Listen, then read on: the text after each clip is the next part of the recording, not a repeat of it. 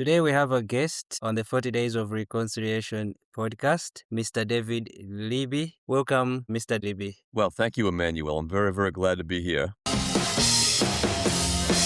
You wrote the book, A Different World, God's Sovereignty in the Face of Suffering. First of all, thank you for writing that book.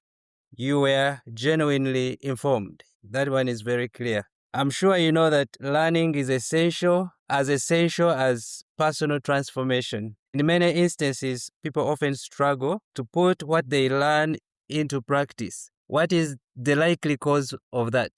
Well, that's a good question. And learning is important. And I think learning leads to transformation, or it should lead to transformation. But why is it so difficult to put into practice what we learn? I know that was as you read in the bio, that was my experience. I think theory is always easier than practice. It's always easier to learn about something than to actually do it. And when we're talking about things like theology, it kind of complicates the matter more because the thing that we're putting into practice is such a high calling, such a difficult thing. There are a lot of things in Scripture that are hard sayings, like Matthew chapter 10, where the Lord told us to expect persecution and to be willing to take up our crosses and follow Him, which means be willing to follow Him to death. And it's easy to learn about these things. It's much harder to live them. But we serve a God who, if we are willing to live them, He will enable us. He will give us the strength that we need. How relevant is theological studies or philosophy to strengthening personal faith? Yeah, good.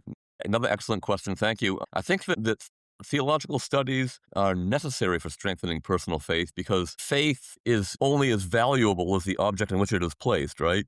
We can have faith in all kinds of very wrong things. Everybody has faith. The atheist has faith. So the object of our faith has to be the true and living God, the God who really is. And, faith has to lead to a relationship with Him. We can't have a relationship with somebody we don't know, somebody we know nothing about. I'm not saying everybody has to be a deep scholar by any means, but we all need to know who this God is. We all need to read Scripture. That's what theology is. Theology is a big fancy word for reading the Bible and learning what it teaches about God. So we all need that. We all need, in order to have a relationship with the true God, we need to know who He is as revealed in His Word. What do you think hinders people from seeing this before going through hardship? Well, I think probably different in different cases for different people, but I think one thing that would hinder people would be unbelief, not really truly knowing their God and believing in Him.